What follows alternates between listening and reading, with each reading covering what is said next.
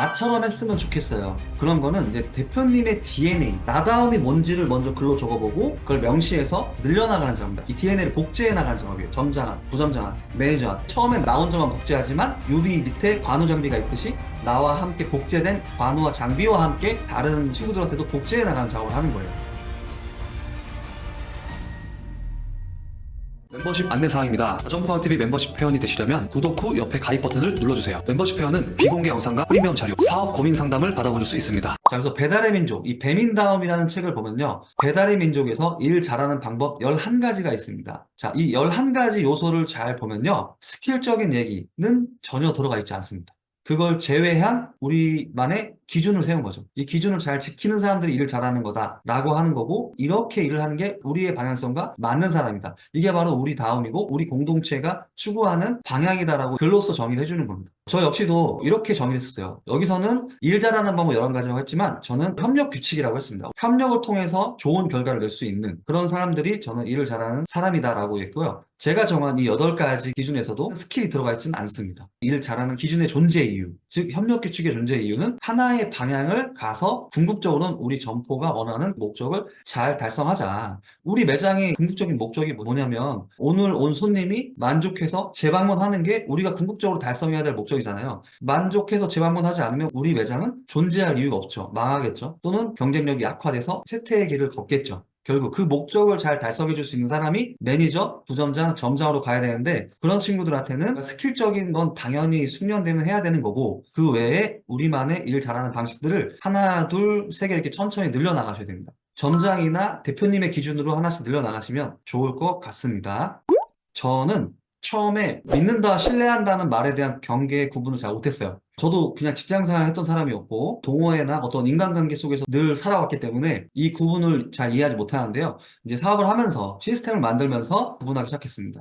믿는다라는 말은요, 좀 인간관계에서 쓸 수 있는 말이라고 생각하시면 돼요. 하지만 매장으로 들어와서 일을 한다면 매장 안은 공적인 공간이거든요. 공적인 공간에서는요, 가급적 신뢰한다는 표현을 쓰는 게 더 바람직합니다. 믿는다라는 말은요, 좀 관계 중심적인 얘기예요. 어떤 특정 직원하고 제가 마음이 더 잘 맞을 수도 있겠죠. 또는 술을 같이 한 잔 더 먹었던 그 직원들이 있을 수도 있겠죠. 제가 그런 직원들을 또 편애할 수도 있습니다. 나는 널 믿어. 약간 이런 쪽에 속하고요. 신뢰한다는 말은 뭐냐면 이 친구가 입사할 때부터 현재까지 일정하게 보여주는 행동, 패턴, 꾸준함, 이런 걸로 신뢰하는 겁니다. 사소한 거 하나 예를 들면 어제는 10분 일찍 오고 오늘은 5분 늦게 오고 이렇게 막 변곡점이 있어. 근데 어떤 친구는 늘 3분 일찍만 나와 계속. 근데 그게 꾸준해 1년 동안. 그럼 저는 오히려 이런 친구를 더 신뢰할 수가 있겠죠. 얘는 특별하게 돌발적인 행동하지 않고 꾸준함을 갖고 있고 성실함을 갖고 있어서 내가 매장에 없더라도 또는 다른 친구들이 보더라도 어긋남이 없겠구나 라고 신뢰할 수 있는 겁니다.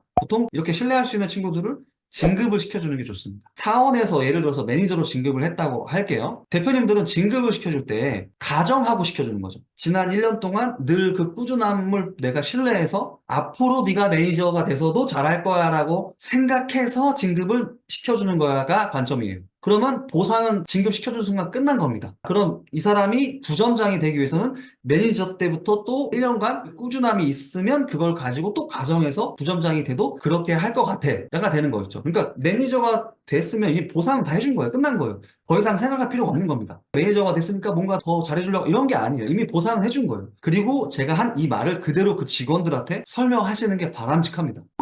나처럼 했으면 좋겠어요. 그런 거는 이제 대표님의 DNA, 나다움이 뭔지를 먼저 글로 적어보고 그걸 명시해서 늘려나가는 작업입니다. 이 DNA를 복제해 나가는 작업이에요. 점장한테, 부점장한테, 매니저한테. 처음엔 나 혼자만 복제하지만 유비 밑에 관우 장비가 있듯이 복제된 관우와 장비와 함께 다른 친구들한테도 복제해 나가는 작업을 하는 거예요. 그리고 그거는 입 밖으로 내뱉어야 상대방이 알아요. 내뱉지 않으면 정말 알 수가 없어요.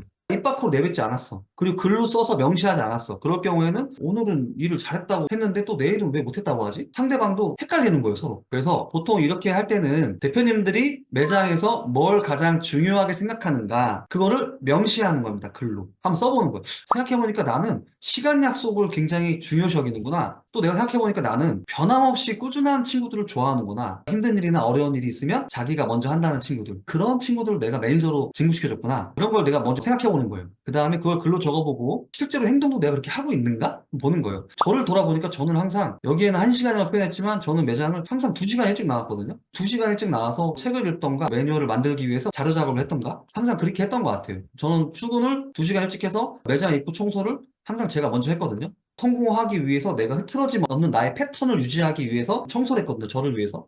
매장 입구를 제가 청소하지 않으면 제가 뭔가 흐트러짐이 생기고 게을러지거나 사업에 그게 악영향을 줄까봐 저만의 성공 패턴을 혼자 스스로 만든 거거든요.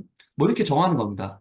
내가 행동한 거를 이제 매뉴얼로 만들어 보는 거예요. 출근했을 때 퇴근했을 때까지는 내가 뭘 중요시 여겨서 이런 행동을 했으니까 그걸 체크리스트로 만들어 보는 거예요. 이런 식으로. 이런 게 이제 매뉴얼을 만들어가는 과정입니다.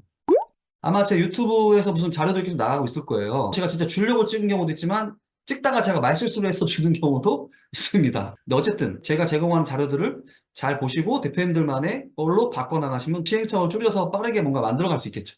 자, 그래서 나처럼 했으면 좋겠다. 그런 직원들이 하나, 둘 늘어가기 시작하는 단계가 옵니다. 단숨에 결과가 나오지 않겠죠. 당연히 어떤 고통도 따를 거고요. 그러니까 인내를 가지고 늘 반복적으로 해나가야 된다. 좋았던 거는 보완해서 더 업데이트 시키고 우리 매장에 안 맞는 게 있으면 사실 그건 배제시키면 되는 거고 이런 과정 속에서 대표님들 각자 상황에 맞게 발전시켜 나가면 된다. 이렇게 보시면 될 것 같습니다. 사장님의 말과 행동이 장시간 일치된다면 사장님 말 한마디 한마디에 어느 순간 힘이 실리게 됩니다. 그러면서 뭔가 이 점장이나 부점장이 저와 같은 DNA를 가진 애들이 탄생하기 시작하는 거죠.